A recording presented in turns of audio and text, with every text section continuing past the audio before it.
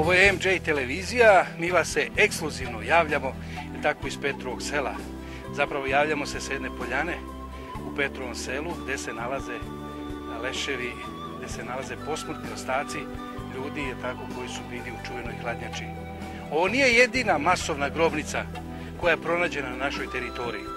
Mnogo veća grobnica u kojoj se nalazi mnogo više posmrtnih ostataka nalazilo se u Batajnici. Na domak isto tako kasarne specijalnih jedinica policije. Isto tako se govorilo da je pronađena jedna manje masovna grobnica negdje oko Bajine Bašte. Postoje pitanje ima li još koja masovna grobnica?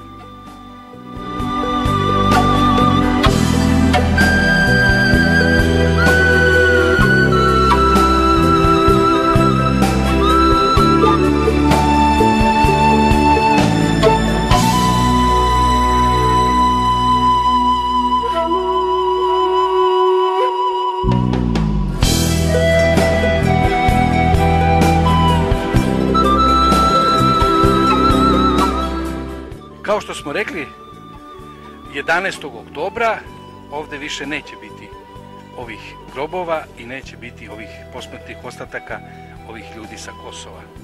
Oni će otići tamo gdje se treba da se normalno sahrane. Rekli smo bili prijatelji ili neprijatelji bilo koje rase ili vere. Ono što je interesantno, poštovani gledalci, jeste da evo od 99. godine traje priča praktično o masovnoj grobnici u Petrovom selu, nije niko još uvijek procesuiran. Svojevremeno sam razgovarao sa okružnim javnim tužiocem u Negotinu, gospodinom Srzetićom, koji je zbilja pokazivao jako dobru volju i želju i svoj profesionalni odnos prema ovom problemu i hteo da razreši situaciju, pa da se razreši, da se kaže, a ko je ovo zapravo sve napravio ovom našem kraju. Međutim, do dan danas vjerojatno da taj slučaj stoji ad acta.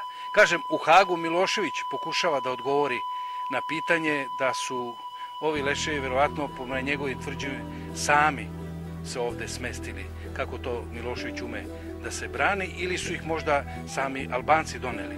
Bilo je čak i drugih tvrdnji koje su apsurdne, da su neke strane službe prošetale, znate, stranci su prošetali pored naše kasarne, naše specijalnih jedinica, policije, vojske, prošli kroz Kladovo i sve živo i doneli ovdje leševi i sahranjeni. Naravno, to su apsurdne priče, ali svako treba da se brani na način koji smatra da mu je najprikladniji.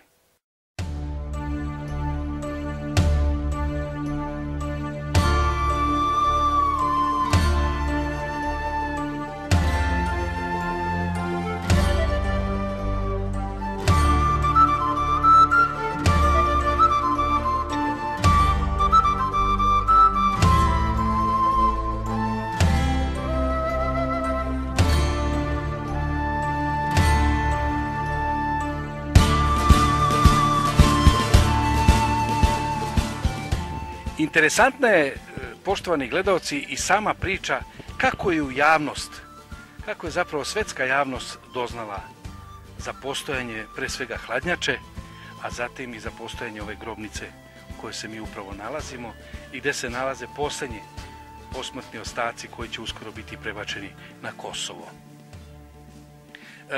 Prema nekim informacijama u policiji su već bile 99. godine, krajem 99. godine iz Centra državne bezbednosti u Negotinu sačinjene prve službene beleške o ovom slučaju. Međutim, to su službene beleške i pitanje njihovog kredibiliteta u to vreme je bilo verovatno da se cela stvar prikrije. Negde 2001. godine ili 2001. tako, ne mogu sad tačno da se setim, bilo je veče, zazvonio me telefon u kući u Beogradu i preko telefona se javio poznati zaječarski novinar, bivši moj kolega policajac, Dragan Vitomirović. On je, nažalost, pre neku godinu poginuo u teškoj saobraćajnoj nesreći, ali Dragan Vitomirović je bio čovjek koji se bavio stvarno istraživanjem ovog slučaja. Izdavao je u to vreme Dragan Vitomirović timočku krimi reviju i naprosto u tom razgovoru koji smo obavili pitao me, kaže, Božo Spasiću, šta misliš ti, da li je vreme da ja to prvi, kaže, objavim u timočkoj krimi reviji? Dakle, priču o hladnjači i priču o Petrovom selu.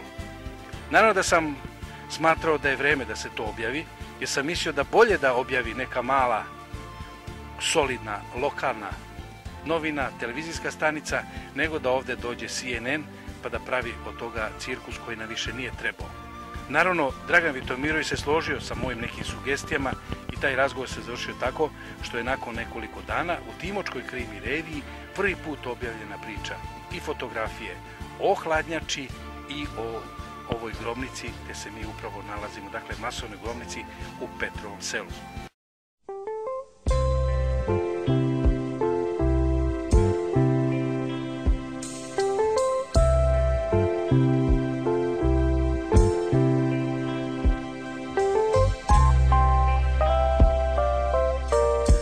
Poštovani gledalci, iako je nepristojno da pokazujem rukom, ali otprilike evo gdje moja šaka pokriva ovaj teren, tako su se nalazili posmrtni ostaci braće Bitići.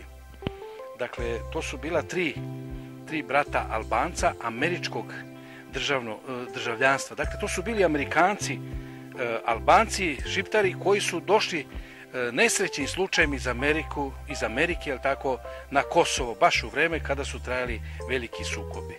Priča o ovoj braći zapravo je priča o tome zašto je i otvoren slučaj Petrovog Sela i hladnjače. Možda bi sve drugačije bilo da američki kongres, pa i američka administracija, državni sekretari, kad god su dolazili i stupali u kontakt sa našim vlastima od 2000. godine, nisu spominjali upravo svoje državljane koji su bili ovdje pokopani i zahtevali istragu. A njihova priča o ovoj braći je dosta bizarna. Koliko sam ja mogao iz službene beleške da zaključim, ti ljudi su poginuli ili su ubijeni i likvidirani potpuno bespotrebno. O čemu se radilo? Jedan Srbin ih je stopirao, braću koja su se vozila u američkom automobilu, stopirao negde u okoline Gnjilana i zamolio ih da ga prebace negde do Kruševca, zapravo bežeći od ratnih tih razaranja. Onog momenta kada su braća Bitići prešla granicu, oni su bili uhapšeni jer su navodno prekršili taj administrativni režim na granici. Odvedeni su u jedan zatvor, čini mi se u Prokuplju ili u Kruševcu, sada to više apsolutno nije bitno i od tada im se gubi svaki trag, dok ovdje nisu pronađeni u Petrovom Selu na ovom prostoru.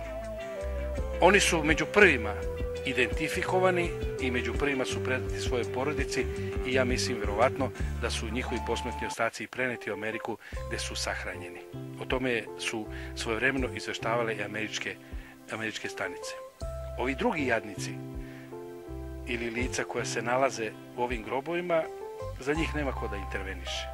Prema tome moraju su da čekaju red, da njihove kosti budu izvađene iz ovih grobnica, odnesene u Brisel, najčešće u Brisel, u Španiju ili u neki drugi svetski metropolu koja ima mogućnosti i sredstava da putem takozvane DNK analize ustanovi o kome se radi. Pretpostavlja se da je preko 2000 Šiptara dalo svoju DNK analizu radi ovih ljudi ovdje da bi se ustanovilo ko su oni.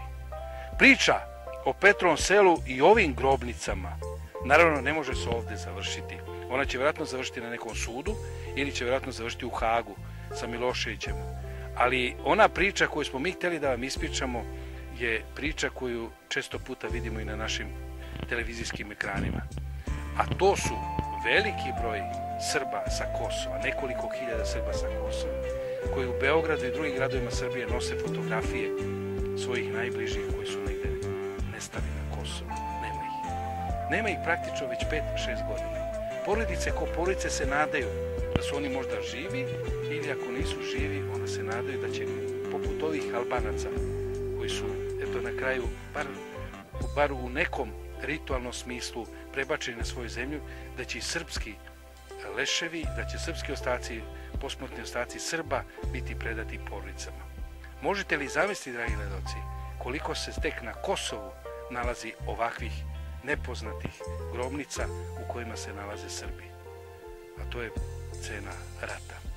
Rata koji nas je doveo do ovde. Doveo do Haga, a jednostavno ovu zemlju ovde u istočnoj Srbiji, na doma Kladova u Petrovom Selu, isprljao. Rat je isprljao ovu zemlju i sva je sreća da će 11. oktobra 2005. godine ovo zemljište najzad biti očišćeno, da će posmrtni ostaci biti predati na najcivilizovaniji način, a da će bageri nasuti novu zemlju na ovu površinu i zasejati travu. Ovdje treba da se nalazi trava i da se uživa u ovom lepom pogledu Petrovom selu, a jednostavno ovdje nije mjesto za grobove. Božidar Spasić iz Petrovog sela.